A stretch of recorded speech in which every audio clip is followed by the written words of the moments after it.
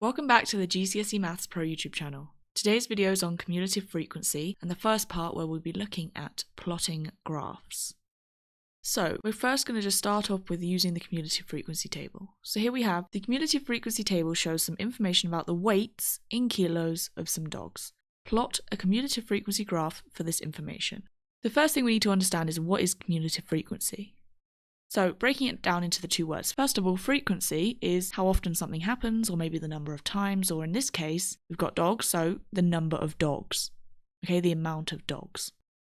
Cumulative means every time we're adding more, we're including more. Every single time we're going to increase and increase and increase. So the cumulative part would make more sense when we look at this left-hand column of the table. The weights, we've got obviously W refers to weight, right? So we're saying for the first row, the weight is between 0 and 5 kilos. And we're saying, well, how many dogs weigh between 0 and 5 kilos? Well, that's 8 dogs. The frequency is 8. The cumulative element comes in where, do you see how the second row still starts with 0, but now it goes up to 10 kilos? So obviously the second row is also including the first row because it's going from 0 to 5 and also then 5 to 10. It's including those first 8 dogs plus however many dogs from 5 to 10 there are. So you should see that each time your cumulative frequency table should be increasing. It will never decrease if it's cumulative. Every time we're adding more. Every time in this case we're including another 5 kilos. You see how here we've gone from 5 to 10, 10 to 15, 15 to 20 and so on. We're including another 5 kilos every single time. So obviously the number of dogs or the frequency of dogs is going to be increasing every single time. So for a cumulative frequency table, the other piece of information that's helpful is to know that the final row is obviously the whole of the weight, so 0 to 30. So you can see here as well, our graph goes from 0 to 30 kilos. And therefore, the frequency part will be the total number of dogs. In this question, it says the weights of some dogs.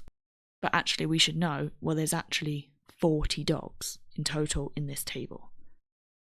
As you can see, that's why the cumulative frequency axis only goes up to 40. So that's a little introduction into actual cumulative frequency. For our graph now, what we're going to plot is obviously the cumulative frequency bit is the y-axis, that's pretty straightforward. But the x-axis being the weights looks a bit confusing. It's not going to be a bar chart or a histogram or anything like that, it is a curve. So you might be wondering, what do I plot this? We will always plot the right-hand side of the inequality. So what I mean by that is the numbers on the right hand side. So in this case, we're going to plot at 5, at 10, 15, 20, 25, 30, and so on. We're obviously not going to plot all of them at 0 because they would all be then stuck on top of each other. We're also not going to work out a midpoint. Okay, you might have seen that before where you have to work out a midpoint. That's not for cumulative frequency, okay? The midpoint is always for frequency polygons. That sounds similar. It has the word frequency. But it's not the same topic at all. Okay, so we're not doing the midpoints, you're just literally plotting the right-hand numbers on the x-axis. So for example, our first one is going to be plotted at the coordinates 5, 8. So we come 5 along and then 8 up. Obviously always check the scale of your graph. The next one is going to be plotted at 10, 23. So 10 along, 23 up. And so on, you can kind of get the point. So the next one will be at 15 across and 28 up. The next one will be 20 across and 33 up. The next one is at 25 and 37. And then obviously the last one will be at 30 and the highest amount of dogs we've got is 40. So you can see how my graph is continually increasing. It will never drop down again.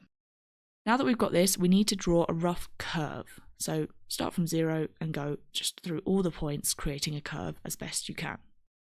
Something a little bit like that. It's meant to be a curve. You're not going to join it up with straight lines. Try and make it as nice of a curve as you can. But as you can see, it is constantly increasing up until we hit the total amount of dogs, which is 40.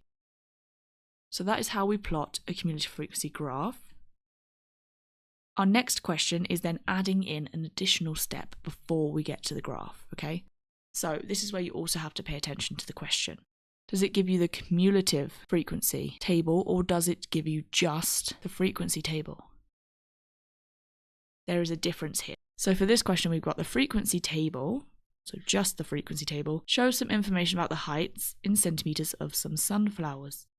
Part A is to complete the cumulative frequency table first of all.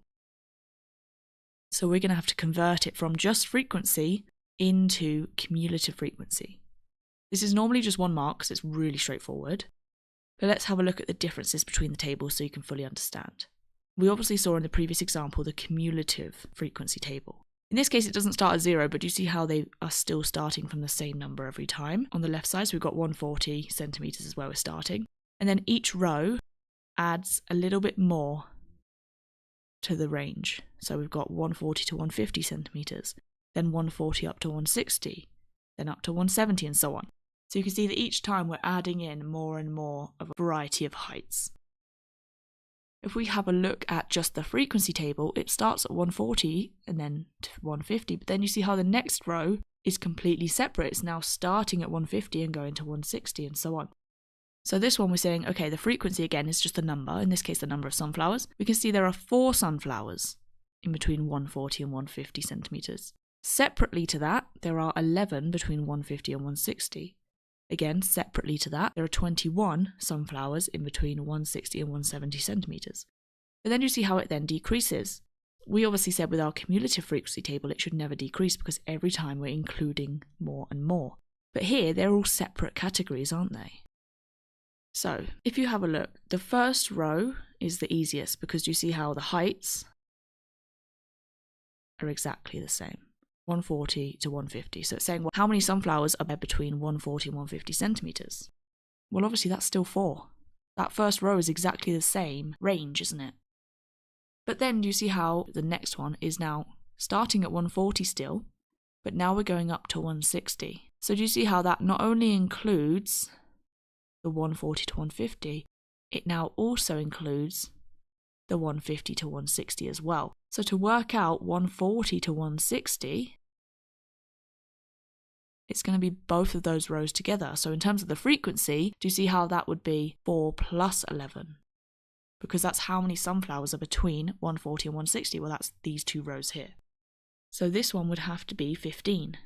It's including this previous 4, right? Then if we look at the next one, we've got 140 to 170.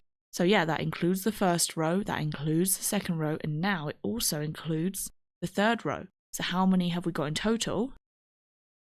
I now need to add 4 plus 11 plus 21 as well.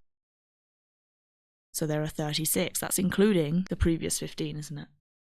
Do you see the pattern here? Every time we're just going to add each row additionally, cumulatively. That's what cumulative means. Every time I'm adding another row from my frequency table. Okay? So the next one, 140 to 180, obviously includes this 4th row here. So add another 15 to our 36. We get 51. Then we're going to add another 7 to get 58. And finally add another 2 to get 60. Now, this final row, as we mentioned before, is the total. So sometimes in the question they'll say how many there are, and you can make sure that matches. In this question, it just says some sunflowers. It hasn't told us, so we can't check. But 60 obviously seems like a reasonably round number, doesn't it? So sometimes you might have to do that first. That's your first mark. You just literally keep adding another row every single time.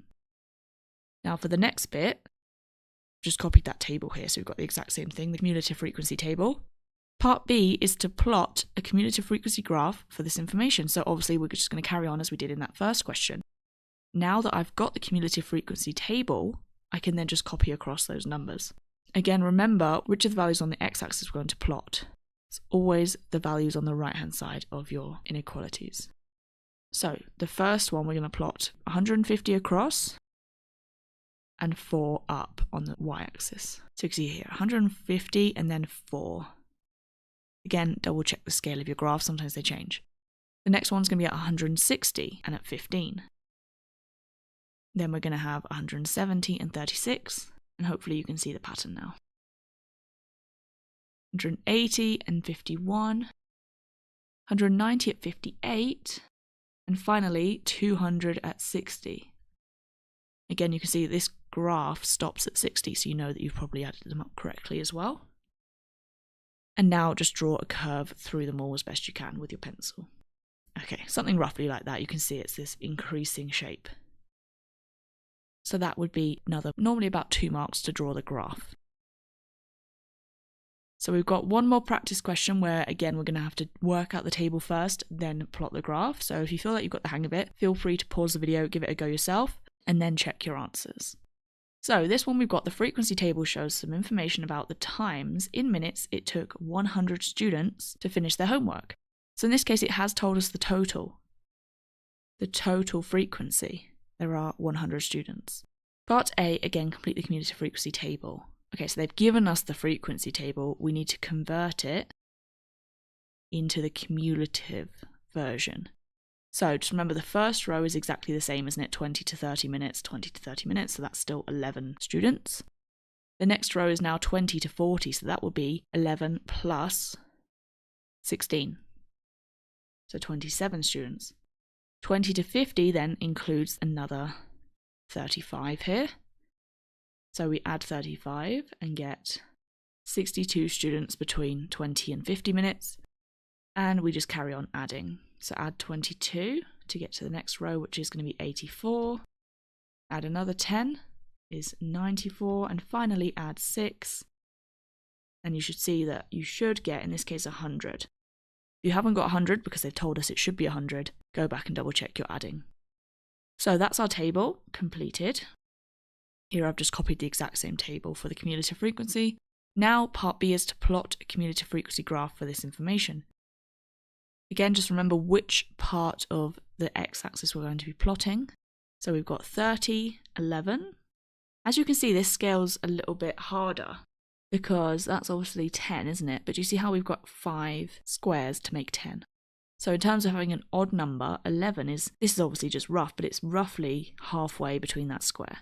So just best you can, try and plot it accurately. 27 for when we go up at 40. Again, another odd number, that's 30 there, so 27 would be about here. Just be really careful with this scale, it is harder than the others. 50 we go up to 62, that is even, so luckily that's there, the first square after 60. 84, another even one. 2 squares after 80. 94, 2 squares after 90. And then finally, obviously, it should add up to 100.